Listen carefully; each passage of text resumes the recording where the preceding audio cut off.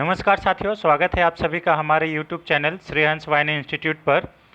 आज का तारीख है 10 सितंबर 2022 और इस दिन के करेंट अफेयर्स का सभी अति महत्वपूर्ण प्रश्न हम लोग इस वीडियो में डिस्कस करेंगे।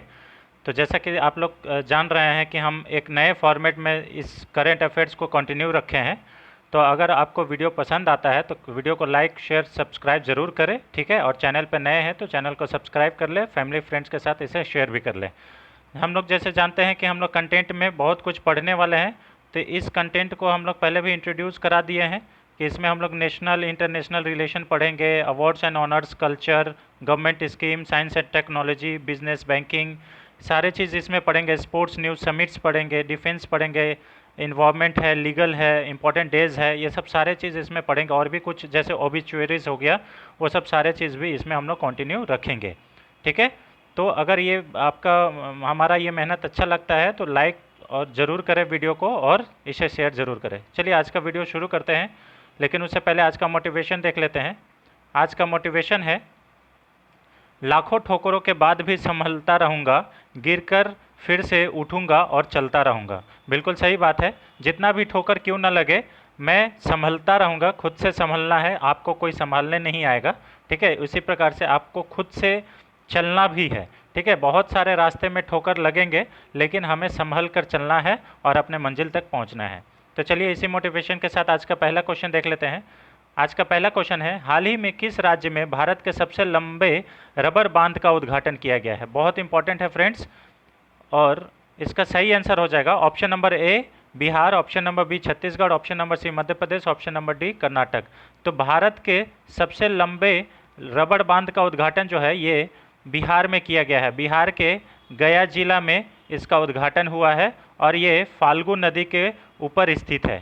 सीएम नीतीश कुमार इसका उद्घाटन किए हैं, तो ऑप्शन नंबर ए इसका सही आंसर हो जाएगा। इससे रिलेटेड कुछ इंपॉर्टेंट फैक्ट्स देख लेते हैं। जैसे इसमें क्या है कि ये भारत का जो सबसे लंबा बांध, रबड़ बांध जो है, ये फाल्गु नदी पर स्थित है और सीएम नीतीश कुमार इसका उद्घाटन किए हैं। अभी और कुछ बिहार से रिलेटेड इसका देख लेते हैं। जैसे भारतीय भूवैज्ञानिक सर्वेक्षण के अनुसार भारत का सबसे बड़ा स्वर्ण भंडार जो है ये बिहार के जमुई जिला में मिला था। कुछ दिन पहले की बात है, इसे याद कर लीजिएगा। बिहार की खगोलीय वेधशाला को यूनेस्को की महत्वपूर्ण संकटग्रस्त विरासत वेधशालाओं में शामिल किया गया है, इसे भी याद रखिएगा, बहुत इंपॉर्टेंट है, ठीक है। और कुछ इससे रिलेटेड कुछ क्वेश्चन देख लेते हैं। जैसे बिहार की राजधानी क्या है? आप लोग सभी को जानते हैं कि पटना है, और मुख्यमंत्री श्री नीतीश कुमार है, जो कि 8वीं बार मुख्यमंत्री बने हैं, 8वीं बार मुख्यमंत्री की शपथ लिए हैं, इसे याद रखिएगा, ठीक है। बिहार के राज्यपाल फागू चौहान जी हैं, ठीक है। नालंदा विश्वविद्यालय बिहार में ही स्थित है। हाल ही में फ्लिपकार्ट के द्वारा बिहार राज्य कौशल विकास मिशन के साथ समझौता किया गया है, इसे याद रखिएगा। स्किल डेवलपमेंट के लिए फ्लिपकार्ट और बिहार राज्य के बीच में ये टाई अप हुआ है, तो इसे याद रखिएगा, बहुत इंपॉर्टेंट है फ्रेंड्स, ठीक है। चलिए नेक्स्ट क्वेश्चन पर चलते हैं। हाल ही में ब्रिटेन की महारानी एलिजाबेथ द्वितीय का निधन हो गया है, वह कितनी वर्ष की थी? Option number A 96, option number B 102, option number C 99 वर्ष, या इनमें से कोई नहीं। तो देखिए, ब्रिटेन की महारानी, आपको मालूम होगा कि ब्रिटेन में महारानियों का शासन चलता है, ठीक है। वहाँ पे मोनार्की है, ठीक है। तो मोनार्की के साथ तो यहाँ पे जो महारानी एलिजाबेथ द्वितीय थी, जो सेकंड थी, उनका अभी हाल ही में निधन हो गया है और वो मात्र 96 वर्ष की थी, ठीक है। इसे याद रखिएगा। ब्रिटेन से रिलेटेड हम लोग कल भी क्वेश्चन किए थे, तो वही क्वेश्चन देख लेते हैं क्या क्या है। जैसे ये 96 वर्ष की शासन, मतलब 96 वर्ष की आयु में इनका निधन हो गया, और ये 70 वर्षों से ब्रिटेन पर राज कर रही थी, ये महारानी का राज था, ठीक है। ब्रिटेन के नए प्रधानमंत्री कौन बनी है? तो लीज ट्रस बनी है। हम लोग कल भी इसको डिस्कस किए थे। और ये कौन सा पार्टी से बिलोंग करती हैं? तो कंजर्वेटिव पार्टी से बिलोंग करती है, इसे भी याद रखिएगा, ठीक है। इनका ओपोनेंट में कौन इलेक्शन लड़ रहे थे? तो इन्हीं का पार्टी के आदमी थे जो भारतीय मूल के हैं, ऋषि सुनक, ठीक है, इसे याद रखिएगा, ठीक है। यूके के लिज ट्रस जो है ये कितने नंबर की प्रधानमंत्री बनी है? तो 56 नंबर की प्रधानमंत्री बनी है, और अगर महिला में पूछ लिया जाए तो तीसरी नंबर की बनी है, इसे याद रखिएगा। भारत की पहली महिला, ब्रिटेन की पहली महिला प्रधानमंत्री कौन है? तो मार्गरेट थैचर थी, इसे याद रखिएगा। अब भारतीय मूल की जो ऋषि सुनक है, ये ब्रिटेन के पूर्व वित्त मंत्री भी रह चुके हैं, ठीक है, इनका भी संबंध कंजर्वेटिव पार्टी से है। यूके की राजधानी लंदन है और जो ये है मुद्रा है वो पाउंड स्टर्लिन है, इसे याद रखिएगा। ठीक है, चलिए नेक्स्ट क्वेश्चन पे चलते हैं। अच्छा, इससे और भी कुछ है, जैसे बोरिस जॉनसन जो है, बोरिस जॉनसन आप लोग को मालूम होगा कि इनसे पहले लिज ट्रस से पहले प्रधानमंत्री बोरिस जॉनसन हुआ करते थे, उन्होंने ब्रेग्जिट कराया था। तो ब्रेग्जिट क्या है? यूरोपीय यूनियन से ब्रिटेन का बाहर निकलना ही ब्रेग्जिट है। अभी यूरोपीय यूनियन में 27 देश है। ठीक है, और कुछ जैसे केनिया के राष्ट्रपति कौन बने हैं? तो विलियम रूटो बने हैं। जेम्स मार्के कहाँ के प्रधानमंत्री बने हैं? तो पपुआ न्यू गिनी के बने हैं।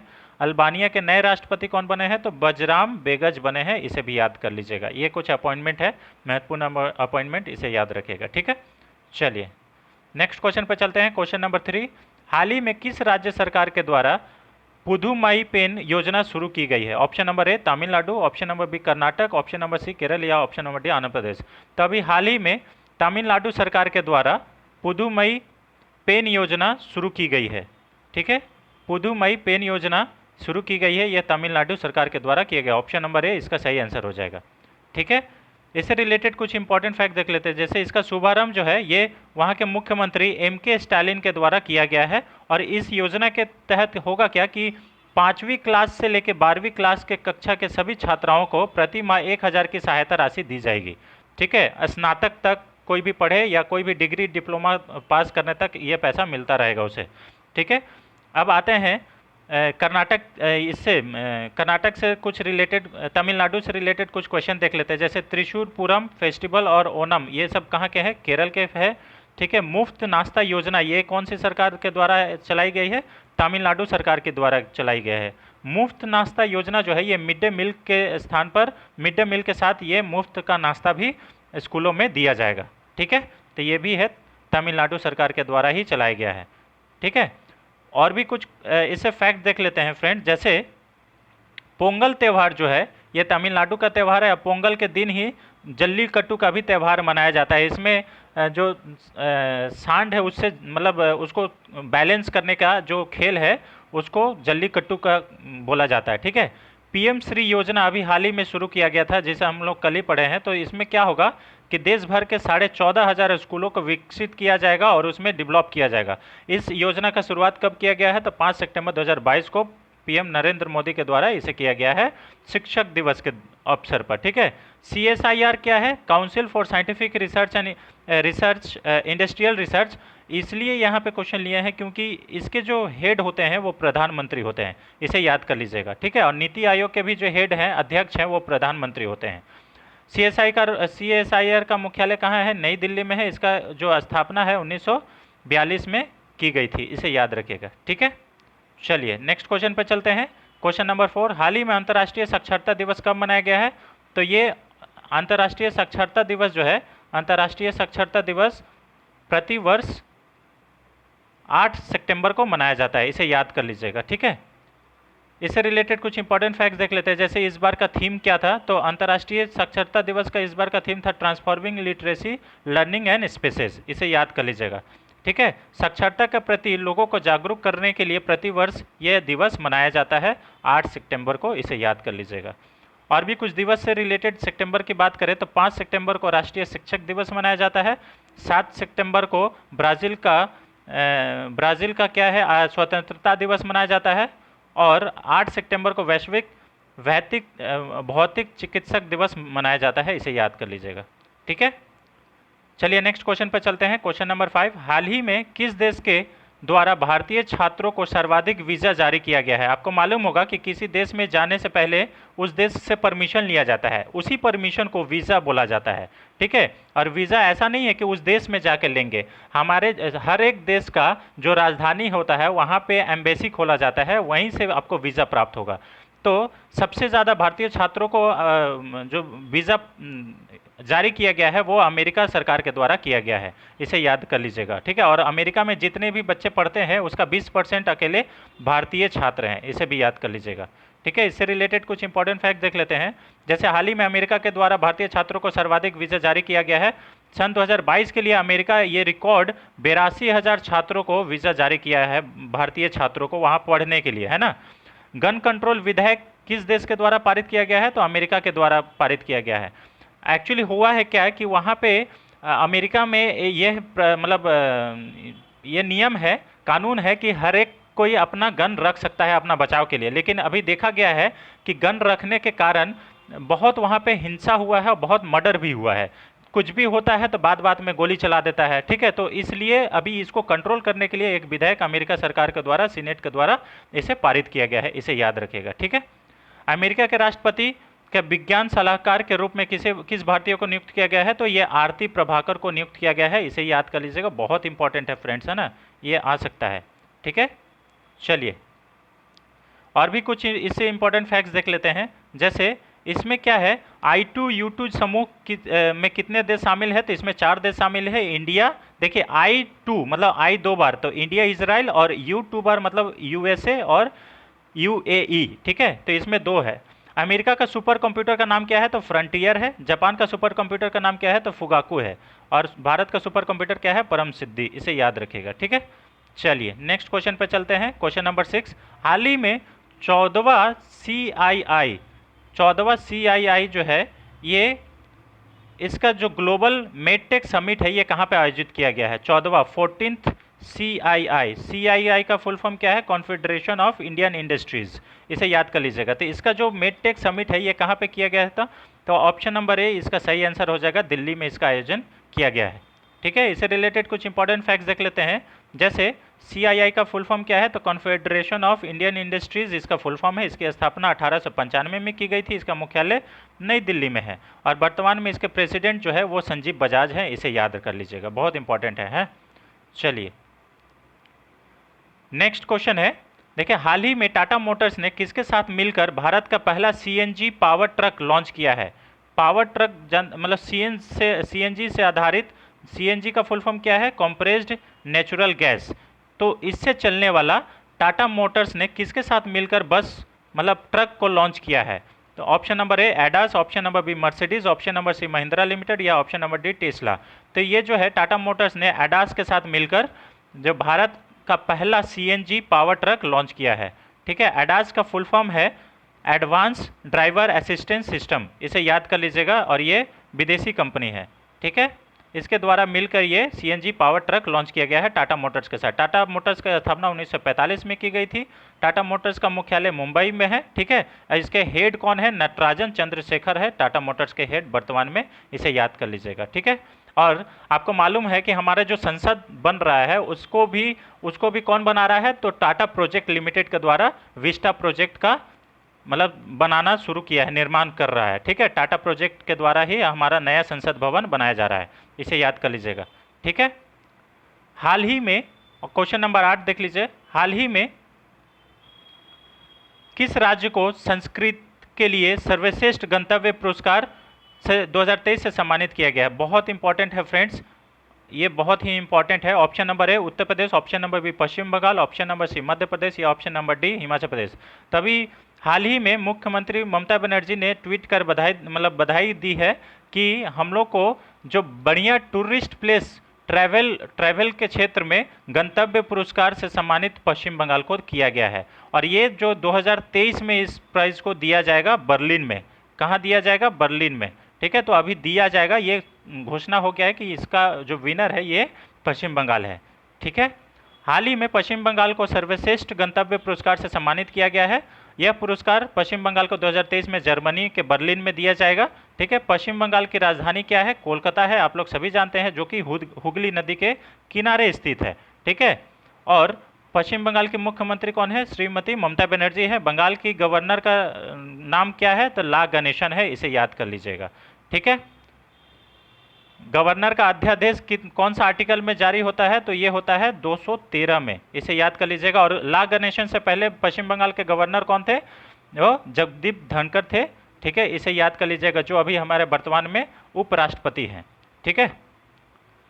इससे रिलेटेड कुछ और भी इंपॉर्टेंट फैक्ट्स देख लेते हैं फ्रेंड। जैसे भारत का पहला अंडर वाटर मेट्रो कहाँ पे उद्घाटन करेगा? तो ये कोलकाता में उद्घाटन किया जाएगा।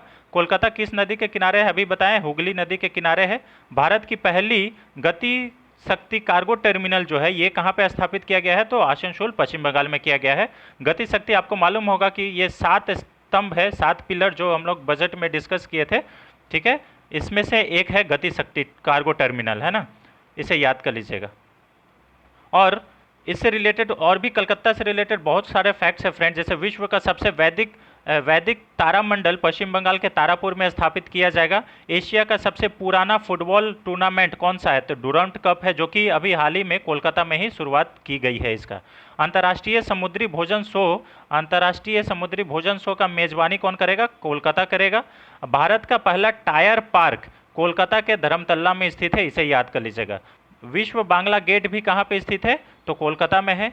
और पश्चिम बंगाल का जो दार्जिलिंग की चाय है उसे पहला जीआई टैग मिला था, ये आप लोग को मालूम होना चाहिए। जीआई टैग कितने वर्षों के लिए दिया जाता है, तो जीआई टैग जो है ये 10 वर्षों के लिए दिया जाता है, यहाँ पे हमने मेंशन भी कर दिया है। जीआई टैग का मतलब होता है ज्योग्राफिकल इंडिकेटर, मतलब वो उसी विशेष क्षेत्र में पाया जाने वाला किसी पदार्थ को जीआई टैग दिया जाता है। जैसे झारखंड में कोहबर पेंटिंग को जीआई टैग दिया गया है, अभी बिहार में मखाना जो है उसको जीआई टैग दिया गया है, ठीक है। शाही लीची को जीआई टैग दिया गया है बिहार में, जर्दालू आम को जीआई टैग दिया गया है। पश्चिम बंगाल के रसगुल्ला को भी जीआई टैग प्रदान किया गया है, आप लोग को मालूम होगा। और ये पश्चिम बंगाल का रसगुल्ला और उड़ीसा के रसगुल्ला में दोनों में बहुत इस बार विवाद भी हुआ था कि हमें जीआई टैग मिलना चाहिए, तो ऐसा है, पश्चिम बंगाल को रसगुल्ला के लिए जीआई टैग भी दिया गया है।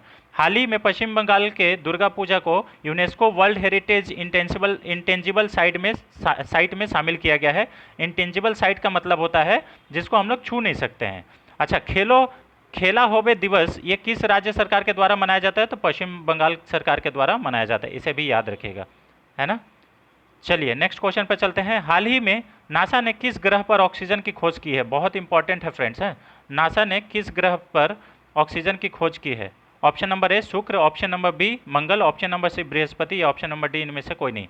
तो अभी हाल ही में नासा ने मंगल ग्रह पर ऑक्सीजन की खोज की है, बहुत इंपॉर्टेंट है फ्रेंड्स, इसे भी याद कर लीजिएगा। आपको मालूम होगा कि अमेरिका के द्वारा एक आर्टेमिस मिशन भी भेजा जा रहा है, ठीक है, जो कि उसमें शुक्र का अध्ययन करेगा। हाल ही में नासा के द्वारा मंगल ग्रह पर यह पता लगाया गया है कि ऑक्सीजन है या नहीं, और वहाँ पे ऑक्सीजन की निर्माण भी करना इसका जो उपग्रह है वो कर दिया है। नासा एक अमेरिका का अंतरिक्ष एजेंसी है, इसका फुल फॉर्म क्या है, national aeronautics and space administration, इसे याद कर लीजिएगा। नासा की स्थापना कब हुई थी, तो ये 1908 में की गई थी। नासा का मुख्यालय कहाँ पे है, वाशिंगटन डीसी में है, इसे याद कर लीजिएगा, बहुत इंपॉर्टेंट है, ठीक है। चलिए लास्ट क्वेश्चन पे चलते हैं, क्वेश्चन नंबर 10 आज का लास्ट क्वेश्चन है फ्रेंड। हाल ही में जारी संयुक्त राष्ट्र के मानव विकास सूचकांक 2021 में कौन सा देश शीर्ष स्थान पर रहा है, ह्यूमन डेवलपमेंट इंडेक्स में कौन सा देश शीर्ष स्थान पर रहा, option number A Switzerland, option number B Norway, option number C Iceland, option number D Denmark. तभी इसमें स्विट्जरलैंड जो है ये टॉप पर रहा है, नॉर्वे दूसरे नंबर पर और आइसलैंड तीसरे नंबर पर रहा है, ठीक है। इसे याद कर लीजिएगा, ह्यूमन डेवलपमेंट इंडेक्स बहुत इंपॉर्टेंट है friends exam point of view से, ठीक है। इसे जारी कौन करता है, तो संयुक्त राष्ट्र करता है, ठीक है, इसे याद कर लीजिएगा। और इस सूचकांक में स्विट्जरलैंड शीर्ष स्थान पर रहा है, दूसरे पर नॉर्वे है और तीसरे पर आइसलैंड है। इसमें कितने देश शामिल हैं, तो 191 देश शामिल है, और इसमें भारत के रैंक कितना है, तो 131वां इसका भारत का रैंक है HDI इंडेक्स, इसे याद कर लीजिएगा, बहुत इंपॉर्टेंट है फ्रेंड्स, ठीक है। तो ये रहे फ्रेंड्स आज के 10 सबसे महत्वपूर्ण प्रश्न। आई होप आपको वीडियो पसंद आ रहा होगा और ये हमारा प्रयास अच्छा लगा है। अगर वीडियो पसंद आता है तो लाइक करें, शेयर करें, सब्सक्राइब करें, और कुछ भी अगर आपका फीडबैक है तो कमेंट बॉक्स में ज़रूर मेंशन करें। Thanks for watching, thank you so much.